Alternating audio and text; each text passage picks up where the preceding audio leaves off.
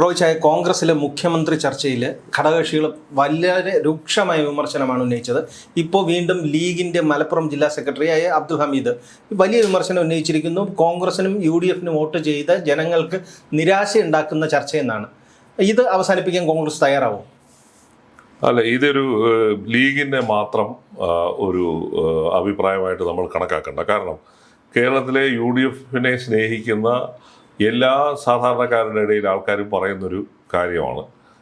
അതായത് നിങ്ങൾ ഇല്ലാത്ത ഒരു കാര്യത്തെ ചൊല്ലിയുള്ള തർക്കം, ഒന്ന് തെരഞ്ഞെടുപ്പ് വിജയം ആർക്കാണെന്ന് ഇതുവരെയും പുറത്താകാത്ത ഒരു സാഹചര്യത്തിൽ, പിന്നെ പെട്ടി പൊട്ടിച്ച് വോട്ടെണ്ണൽ നടത്താത്ത ഒരു സാഹചര്യത്തിൽ, പിന്നെ എവിടെയോ ഇരിക്കുന്ന ഒരു കസേരയെ ചൊല്ലിയുള്ള ഇത്തരത്തിലുള്ള ഈ വാഗ്വാദങ്ങളും ഈ സ്വയം പുകഴ്ത്തലും ഒക്കെ തന്നെ ആ സാധാരണക്കാരായ കോൺഗ്രസ് പ്രവർത്തകരുടെയിൽ, സാധാരണക്കാരായ ജനങ്ങൾക്കിടയിൽ വലിയ തോതിലുള്ള അവമതിപ്പുണ്ടാക്കും.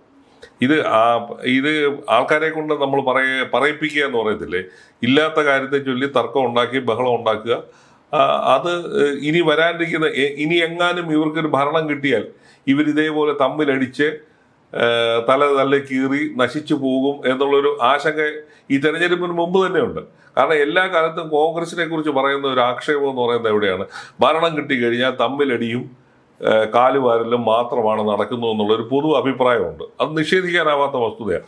ഘടകകക്ഷികളെ കൊണ്ട് ഇത് പറയിപ്പിക്കുന്ന തരത്തിലേക്ക് കോൺഗ്രസ് എത്തുന്നു എന്നുള്ളത് വളരെ സങ്കടകരമായ, ദുഃഖകരമായ കാര്യമാണെന്നാണ് ഘടകകക്ഷി നേതാക്കളൊക്കെ തന്നെ പറയുന്നത്. ഇപ്പം ഇത് പലവട്ടം ഹൈക്കമാൻഡ് ഇടപെട്ട് ഇത്തരത്തിലുള്ള ചർച്ചകൾ പാടില്ല എന്നൊക്കെ പറഞ്ഞിട്ട് പോലും അതിനെ ഒന്നും ഗൗനിക്കാത്ത തരത്തിലാണ് നേതാക്കളുടെ പേര് പറഞ്ഞത്. ഇപ്പം അവരിത് അറിയണമെന്നില്ല, അല്ലെങ്കിൽ അവരറിഞ്ഞിട്ടുണ്ടാവാം. നേതാക്കളുടെ പേര് പറഞ്ഞാണ് ഈ അണികളെന്ന് പറയുന്ന, അല്ലെങ്കിൽ ഈ ഉത്സാഹ കമ്മിറ്റിക്കാർ ഇത്തരത്തിലേക്കുള്ള വൃത്തികെട്ട തരത്തിലേക്ക് ഈ ചർച്ചകളെ കൊണ്ടുപോവുകയും പരസ്പരം ചെളി വാരി എറിയുകയും ഒക്കെ ചെയ്യുന്ന ഒരു സ്ഥിതി. ഏതാ നമ്മൾ തെരഞ്ഞെടുപ്പ് ഇനി 10 ദിവസം, മാക്സിമം 10 ദിവസം കഴിഞ്ഞാൽ തെരഞ്ഞെടുപ്പിൻ്റെ റിസൾട്ട് എന്താണെന്ന് പുറത്തു വരും. ഇന്നിപ്പം 24ആണ്. 10 ദിവസം കഴിയുമ്പോഴത്തേക്ക് ഇത് പുറത്തു വരും.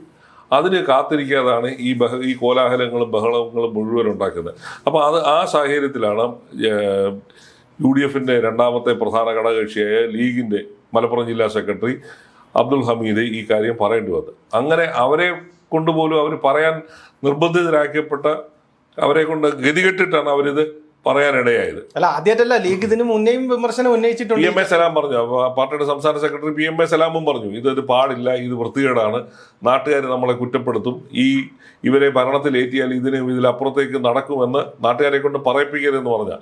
എന്നിട്ട് പോലും ഈ മുതിർന്ന നേതാക്കളുടെ അണികളെന്ന് പറയുന്നവരാരും അതിന് തയ്യാറാവുന്നില്ല, അല്ലെങ്കിൽ അവരതിന് തടയിടാൻ ശ്രമിക്കുന്നില്ല. ഇപ്പോൾ സംസ്ഥാനത്ത് 3 പേരെ ചൊല്ലിയാണല്ലോ ഈ അധികാര തർക്കങ്ങളോ ഈ കഥകളൊക്കെ തന്നെ വരുന്നത്. അത് പാടില്ല. സ്വന്തം പാർട്ടിയെക്കുറിച്ച് ബോധ്യമുണ്ടെങ്കിൽ ഹൈക്കമാൻഡ് പറയുന്ന, അല്ലെങ്കിൽ പാർട്ടി നേതൃത്വം പറയുന്ന അനുസരിച്ച് മിണ്ടാതിരിക്കണം.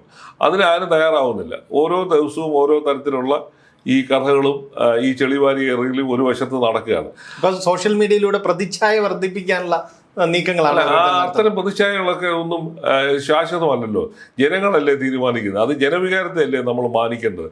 നമ്മൾ ഇത്തരത്തിലുള്ള 2004 AK ആന്റണിയുടെ ഭരണത്തിൻ്റെ ഇടയിൽ ഉണ്ടായ സംഭവമാണ്. ഗ്രൂപ്പ് കളിച്ച് പരസ്പരം ചെളിവാരി എറിഞ്ഞ് തമ്മിലടിച്ച് ആ ഭരണം താറുമാറായി പോയി ഇല്ലേ. 2011 വന്നപ്പോഴും ഈ സമാനമായ സ്ഥിതിയാണ്. ഉമ്മൻചാണ്ടിയുടെ കാലത്ത് അന്നത്തെ KPC പ്രസിഡന്റും ഒരു സംഘം MLA-മാരും എല്ലാം സ്ഥിരം സർക്കാരിനെതിരെയുള്ള ആക്ഷേപങ്ങൾ ഉന്നയിക്കുക, പൊതുവേദിയിലിട്ട് അലക്കുക, പ്രതിപക്ഷം പോലും ഉന്നയിക്കാത്ത ആരോപണങ്ങൾ ഉന്നയിച്ച് അവരുടെ തുടർ ഭരണ സാധ്യതകൾ തന്നെ ഇല്ലാതാക്കി. അപ്പൊ അതാണ്.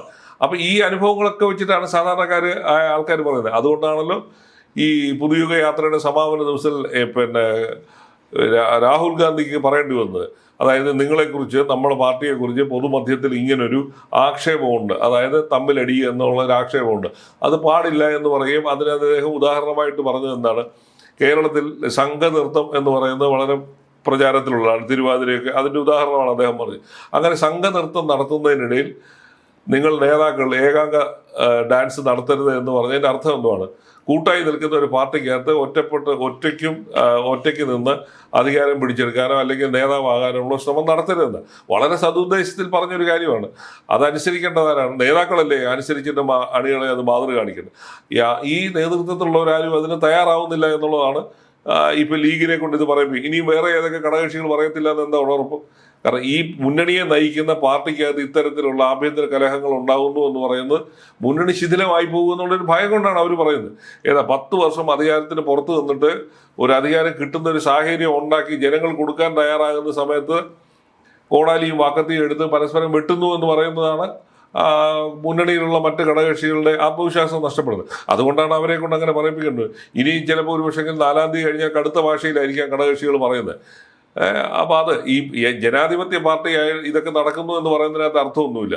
നിങ്ങളാണ് ആത്മസംയമനം പാലിക്കേണ്ടത്. ജനാധിപത്യ പാർട്ടിയിൽ ഇങ്ങനെ പരസ്പരം ചെളിവാരി എറിയുക എന്നുള്ളതല്ലല്ലോ ഒരു പാർട്ടിയുടെ നയം എന്ന് പറയുന്നത്. ഈ പാർട്ടി നിലനിൽക്കണമെന്ന് ആഗ്രഹിക്കുന്ന ഒരുപാട് ആൾക്കാരുണ്ട് ഇല്ലേ? BJP ദേശീയ തലത്തിൽ കോൺഗ്രസിനെ തകർക്കാൻ വേണ്ടി ശ്രമിക്കുന്നു. കോൺഗ്രസ് മുക്ത ഭാരതം എന്ന് പറയുന്ന ഒരു മുദ്രാവാക്യം തന്നെ അവർ കോയിൻ ചെയ്ത് കോൺഗ്രസിനെ നശിപ്പിക്കാൻ ശ്രമിക്കുകയാണ്. ഇവിടെ സമാനമായ രീതിയിലാണ് CPM അതേ മുദ്രാവാക്യമാണ് പറയുന്നത്. അപ്പോഴാണ് നിങ്ങളിങ്ങനെ ഇനി ഇല്ലാത്തൊരു കസേരയെ ചൊല്ലി അടി ഉണ്ടാക്കുകയും അണികൾ ഇതെല്ലാം പരസ്പരം ചെളിവാരി എറിഞ്ഞ് സോഷ്യൽ മീഡിയയിലും പുറത്തുമെല്ലാം ഇത് പറഞ്ഞുകൊണ്ട് നടക്കുന്നു. അപ്പോൾ അവനവന് തോന്നേണ്ട ഒരു കാര്യമാണ് സ്വന്തം പാർട്ടിയെ ചെളിവാരി എറിയാതിരിക്കാൻ നേതാക്കളും അണികളും ഒരേപോലെ ശ്രദ്ധിക്കേണ്ട ഒരു കാര്യത്തെക്കുറിച്ചാണ് ഈ മുന്നണിയിലെ 2ാമത്തെ ഘടകകക്ഷിയുടെ നേതാവ് പറയേണ്ടി വരുന്നത്. അതിനു മുമ്പ് PMA സലാം പറഞ്ഞതാണ്, ഇത് നാട്ടുകാർ നമ്മളെ പരിഹസിക്കും, ഇത് പാടില്ല എന്ന് പറഞ്ഞതാണ്. അപ്പോൾ അത് മനസ്സിലാക്കാതാണ് വീണ്ടും വീണ്ടും ഇത് ആവർത്തിച്ചുകൊണ്ടേയിരിക്കുന്നത്. അല്ല, ലീഗ് തന്നെ പറയുന്നു ഹൈക്കമാൻഡ് തീരുമാനിക്കട്ടെ എന്ന്. കോൺഗ്രസ് നേതാക്കൾക്കാണ് അത് അംഗീകരിക്കാൻ മടി. അല്ല, അതാണ് ഞാൻ പറഞ്ഞത്. നിങ്ങൾ പുലർത്തുന്ന നിങ്ങളുടെ സ്വഭാവത്തിൽ നിങ്ങൾ മാറ്റം വരുത്തണമെന്ന് നിങ്ങളാണ് തീരുമാനിക്കുന്നത്. രാഹുൽ ഗാന്ധിയാണ് പറഞ്ഞിട്ട് പോയത്. ഈ പാർട്ടിയെ നയിക്കുന്ന, ദേശീയ തലത്തിൽ നയിക്കുന്ന ഈ പാർട്ടിയുടെ പ്രതീകമായിട്ടുള്ള ഒരാളാണ് രാഹുൽ ഗാന്ധി. രാഹുൽ ഗാന്ധിയാണ് ഇവരോട് പറഞ്ഞിട്ട് പോയത്, നിങ്ങളിങ്ങനെ പരസ്പരം അടി കൂടരുത്, നിങ്ങൾ യോജിച്ച് നിൽക്കണം, നിങ്ങൾ സംഘനൃത്തമാണ് ചെയ്യേണ്ടത് എന്ന് പറഞ്ഞതിൻ്റെ അർത്ഥം മനസ്സിലാക്കിയിട്ടില്ലെങ്കിൽ പിന്നെ എന്തുവാണ്? ഇവർ തമ്മിലടിച്ചു കഴിഞ്ഞാൽ അപ്പം സാധാരണ ജനങ്ങൾ ആലോചിക്കത്തില്ല ഇവരെ ഭരണം ഏൽപ്പിച്ചാൽ സ്ഥിതി എന്തായിരിക്കും ഇല്ലേ? ജനങ്ങളുടെ ജീവനും സ്വത്തിനും സുരക്ഷയ്ക്കും ഒക്കെ നേതൃത്വം കൊടുക്കേണ്ടി വരും. അത് അവരുടെ ക്ഷേമപ്രവർത്തനങ്ങൾക്ക് നേതൃത്വം കൊടുക്കണം. അവർക്ക് അതിനൊന്നും സമയം കിട്ടാതെ പോകും ഈ തമ്മിലടിയുടെ ഇടയിൽ. അപ്പോൾ അത് പാടില്ല എന്നാണ് സാധാരണക്കാരായ ആൾക്കാർ പറയുന്നത്. ഒരു വൃത്തിയായിട്ട് ഒരു ഗവൺമെന്റിനെ കൊണ്ടുപോവുക, അതിന് നേതൃത്വം കൊടുക്കുക, അതാരും ആയിക്കോട്ടെ, അത് അംഗീകരിക്കാൻ തയ്യാറാവുണ്ട്. നിങ്ങളുടെ ഹൈക്കമാൻഡ് തന്നെയാണ് പറയുന്നത്. ഹൈക്കമാൻഡ് തീരുമാനിച്ച് MLA-മാരുടെ ഹിതം പറഞ്ഞ് ഒരു മുഖ്യമന്ത്രിയെ നിങ്ങൾക്ക് തരുമെന്ന് പറയുന്നു. അതിൽ വിശ്വസിക്കാൻ എന്തുകൊണ്ട് തയ്യാറാവുന്നില്ല എന്നുള്ളത്. അപ്പോൾ പരസ്പരം ചെളിവാരി എറിയുന്നതിൻ്റെ ക്ഷീണം ആർക്കാണ് ഉണ്ടാകുന്നത്? നാട്ടുകാർക്കല്ല ഉണ്ടാകുന്നത്. നിങ്ങളുടെ പാർട്ടിക്കും നിങ്ങളുടെ സംഘടനയ്ക്കും നിങ്ങളുടെ മുന്നണിക്കുമാണ് ആ നഷ്ടം ഉണ്ടാകുന്നു എന്നുള്ള ബോധ്യമാണ് ഇല്ലാതെ പോകുന്നത്.